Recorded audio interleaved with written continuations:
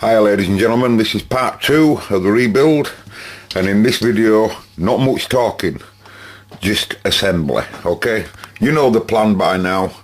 So I've just cleaned a little bit at board there, about there actually. A bit stained. I used the one that was a stained one first on purpose for a cheapskate. Always like to keep the best. I used a bit of acetone and there's some steel wool, making sure there's no debris left, and I wanted to do that before the drilling process. Anyway, enough talking, and you'll just keep seeing bits coming up and up and up. So goodbye to my bad, but I like talking. Stop talking.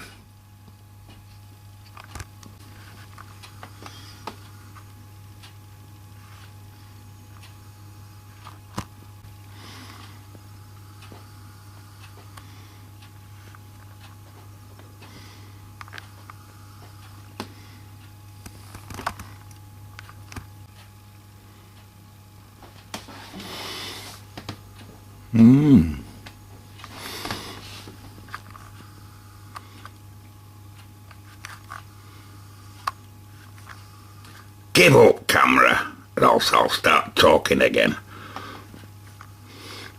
You see, Exhibit F's will be stood up like that.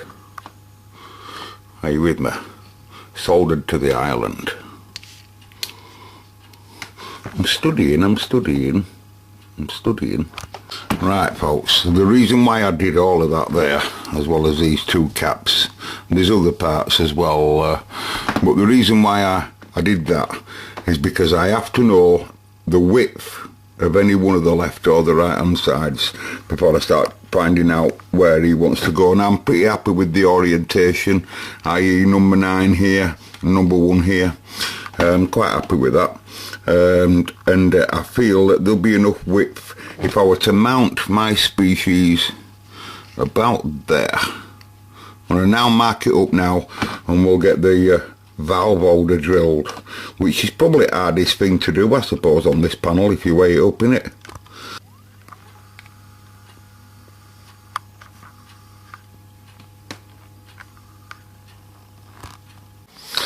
Yeah, that's gorgeous sunshine outside.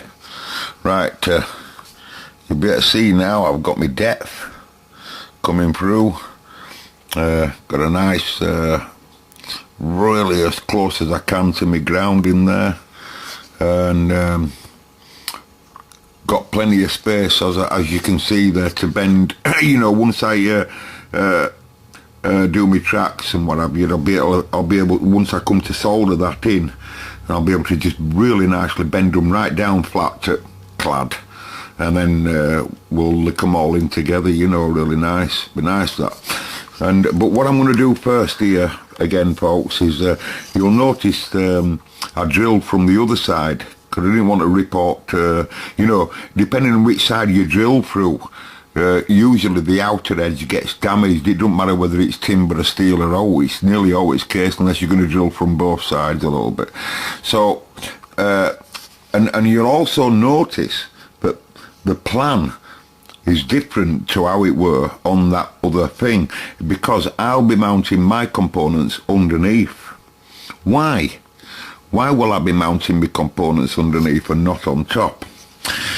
It's also, it were important to me as well for the depth of this, right? And same it will be for the EL84s, and that is because, right, that's because folks, right, I'm going to have all my components on the cladded side, so they're protected in several ways, you know, the fields of the transformers, and it's just a good idea to have them underneath. But the best way is, for me, is to have them underneath like that, so that when I come to make a cabinet for this, you know, and put it all together, as a small QRP amplifier, which is a good idea, isn't it?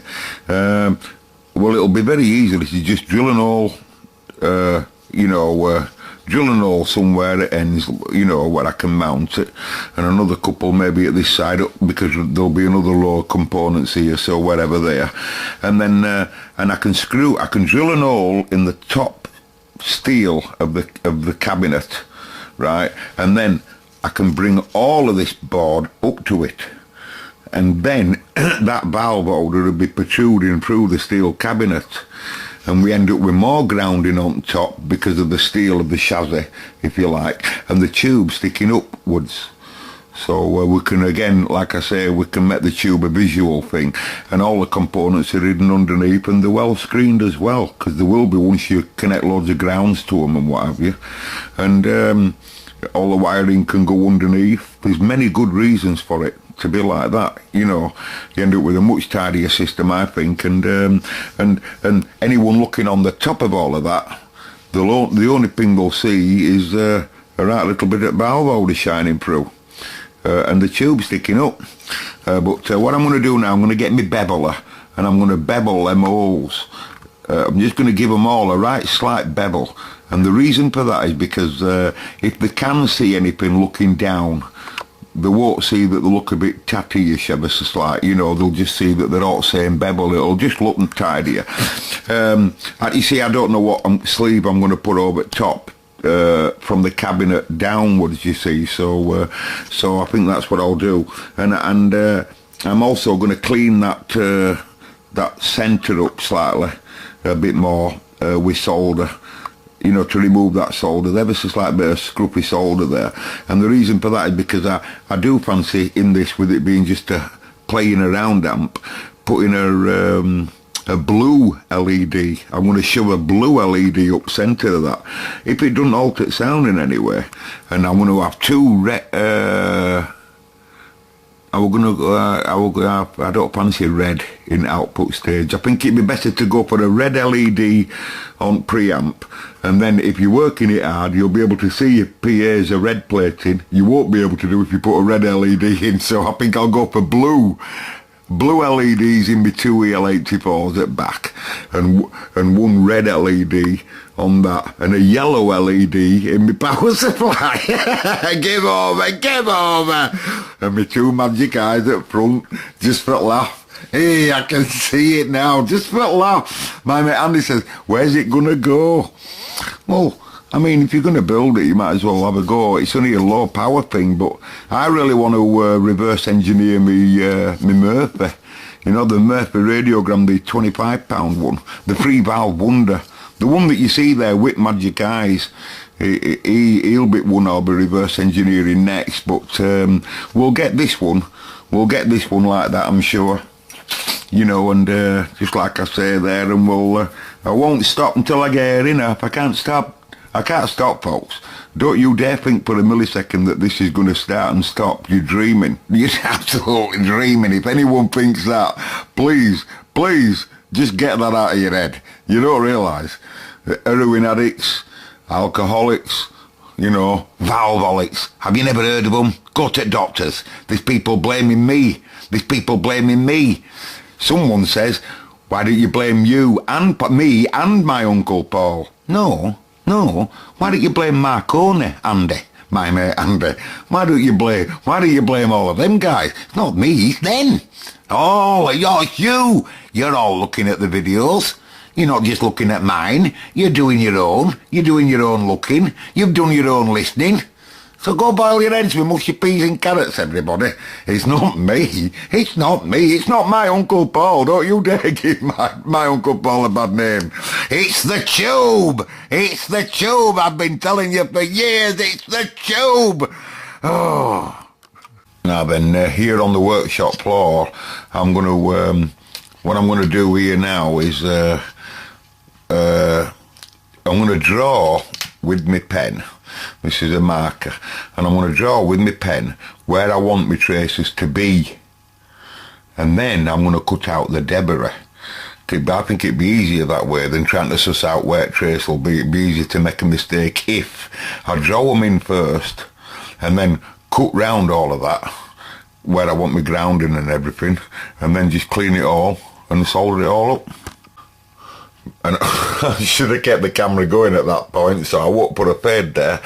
But I'm just studying the different tools that would be required. These nibblers here, they're really good, but they're a bit fierce. You know, and but there's all of these here, you know, so I'll try and choose what I can use for best. You know, it doesn't really matter though if I skid it out like that, you know, and I make a mistake really, because all of that is underneath. But you know, you know, you want it to be as tidy as you can, don't you really? I've got a massive bag of LEDs somewhere, and I haven't got a clue where I put them. Oh, and I mean a massive bag. Everything. Oh, there's a decent sized bag. Oh wow, I might have just found it. Right, I'm going to say, because they're all white, they're all brilliant white, and you know, and then I just all I could find were these, and I said, where's that big bag? There's a big bag, yeah, to pick the best for the job, you know. Anyway, even though I've been looking for that, you know, I'll have a look through them. I don't think I have any ultra blue. I want them ultra bright blues for PAs. Now then, I know you, like I said, folks, this is a playing amp. It's more playing around, learning about the valve circuit, as well as playing around. And a few things I'd like to add, as long as they don't alter anything, is like I said, but that blob of solder in the middle there, it's a nice small LED, and it's just stopping it there. You see, I will be using all of that as my ground, but I won't fill the hole up, you see, on purpose. So I'm now going to desolder it again, try and get some more solder out, okay.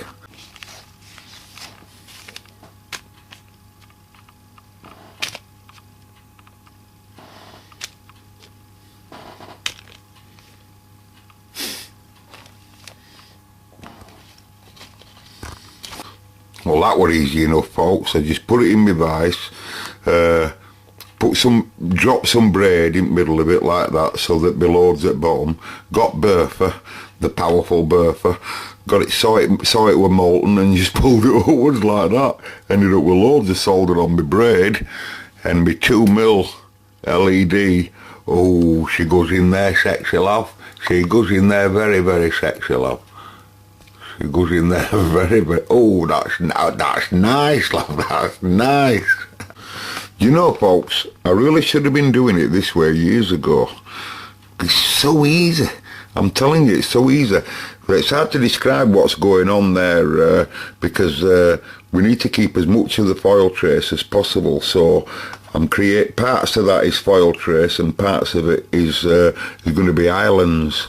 You know, but it's so easy just drawing where, you know, put components up against it all. Like now I'm working on cathode, and I know that, give you an example, I know that, for example, pin 3 is cathode 1 in my case, and it wants to go to grounding from positive end at cap to deck. So that's going to be an island on here, and that's going to be deck. There's no point in cutting all of that out. You can keep as much of it as you want. Do you get what I mean? It's it makes it really sexy. And right outside of that, there's a resistor to go that connects to the same island. So you can literally, once you put your resistor up in a proper shape, like Exhibit F, you know, you can just do that from the island straight to deck. You know, just like, you know, creating the whole scene like someone that were in RF.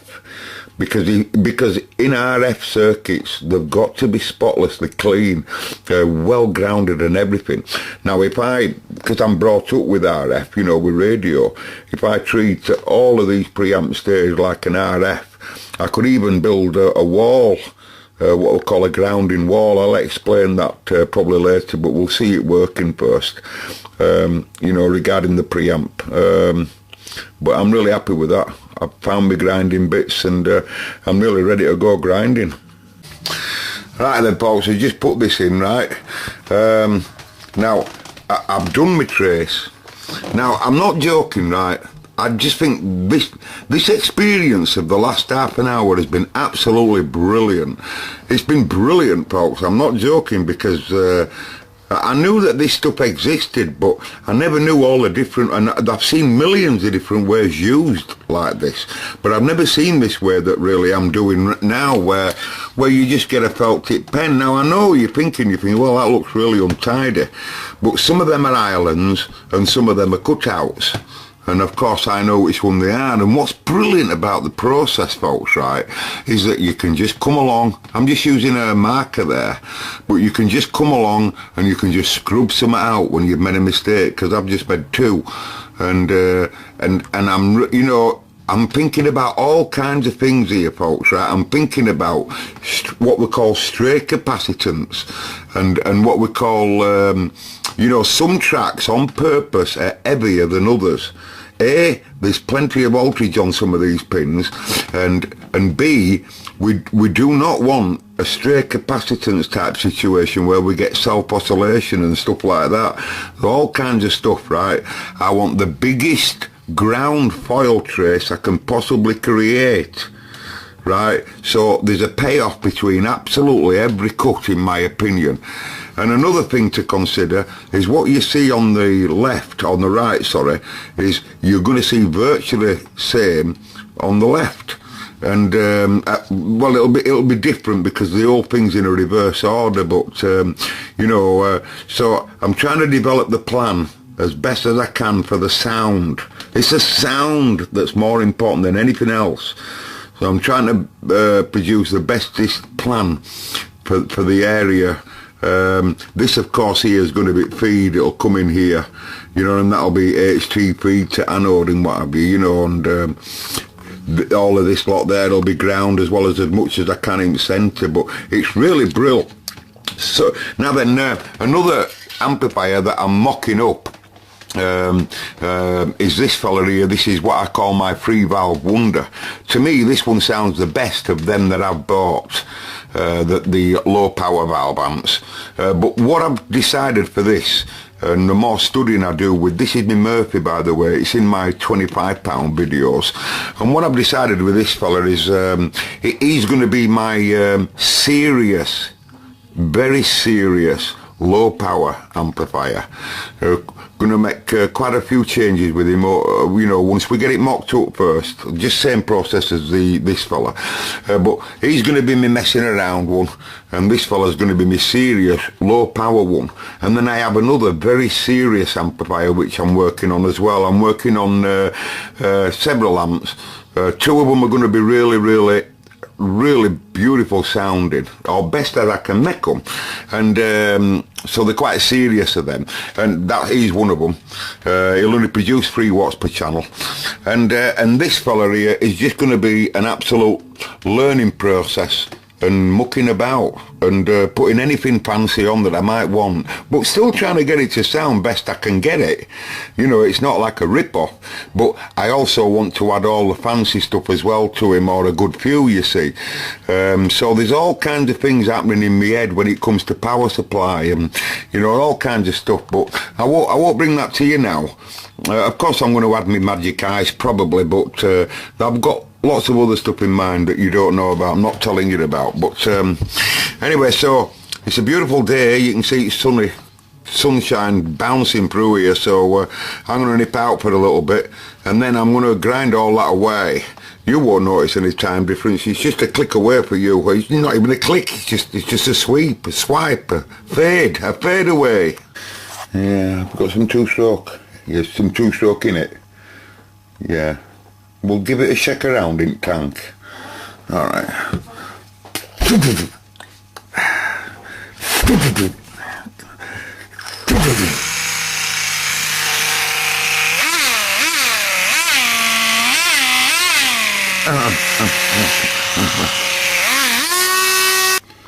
Well, folks, I swear to you, I'm going to tell you the time, and then, well, you might not know I'm bullying you then, but it's true, I promise you. That's PM 25 past 9. 25 past 9. I swear to you, I wouldn't like it anyway. And this is the population. Yeah, it looks untidy, but you got to understand, folks, right, that I want they must be capable of taking taking all the current, and certain things are at the right size for certain reasons. You know, it's hard to explain, but what I'm going to do now, the reason why I've shown you the clock is because what takes the time is all the studying. Loads of this you won't see, it'll be grinded away. There'll be loads of it that I just won't need, right? But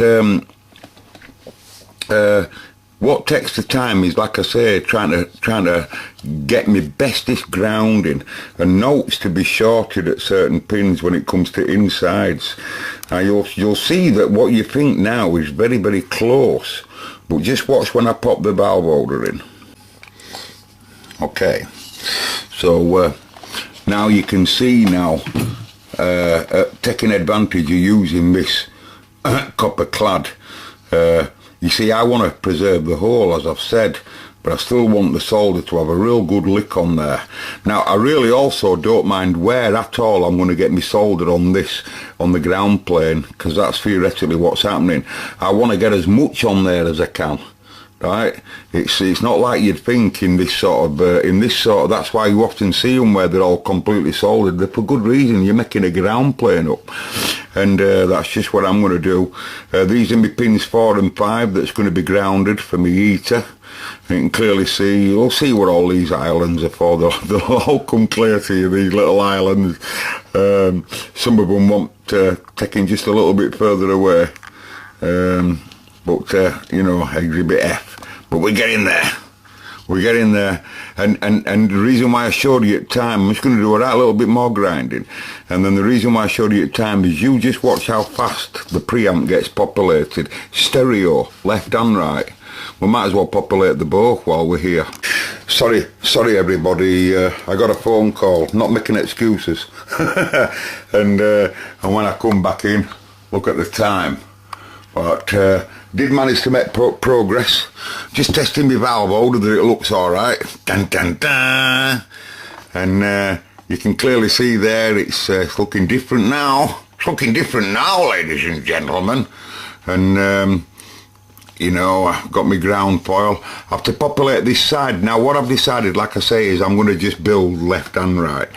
And I'm just going to build the bloody thing. What I mean is I'm going to build the amplifier in stereo. I'm going to build, you know, I'm going to make this preamp in stereo, and then I'm going to build the 2 finals behind it. You know what I mean? Because this stuff is really, you can see yourself, right, that it's so easy to plan out. As long as you've got your spaces for everything, you know, you can't really go wrong. I've got all that ground in there, folks. You know, right where I want them and right where I need it there, in middle amp and everything. It's just brilliant. You know, you'll see, there's more to be populated here yet. You'll see what all that red wire's about. But, you know, I think it's just so easy with this. If anybody knows where to get this, please, please, please, please, please, just type it in down there. Put all the other hobbyists out there. I'm going to bed, folks, and that's because you've seen the time. But it's not just that. The only parts I've pulled out are for the part of the other power amp there, and they're the only ones that's been pulled out and cleaned up. So now it's a mission now is to pull these other parts off so I can just build the whole lot, you know. Ain't going to look so good that when I've finished, is it? There'll only be 2 valve holders in it, and them solder stubs there. That's all there'll be in it then. Right. And I still won't throw them valve holders away. For, you know, now I believe that they are the best for preamp job. You know, I think so anyway. So I've got a nice clean hole right down centre, as I've shown you. Does anyone out there really care? You know, I'm looking forward to it, ladies and gentlemen, much more than you are. I can assure you I am. How would you feel if you had all components in front of you and you believe that the circuit works? You believe that the power supply is perfect for this circuit. You believe that the audio transformers match perfectly fine, because you've got to get all impedances right, you know, for inputs and output, and then you've got to get the resistance correct. You know, them matching them transformers are not easy, folks, I'll tell you, and a lot of the work's done for me in many ways. But I am totally altered in it, as you can see. Yes, looking forward to seeing the other side populated. Maybe tomorrow. Pull them parts out and get them sorted, and I reckon tomorrow we're going to see the preamp built. That's not so bad, folks. That's fast progress. Not because of me, because of this, the felt tip pen idea. I'm telling you that, and that's much faster progress than I expected on preamp, I can assure you. My mate rings up earlier on and said, look, I'm just going to out. I nearly told him off. I'm going to, he only just started, I've got to go, but I've got to go.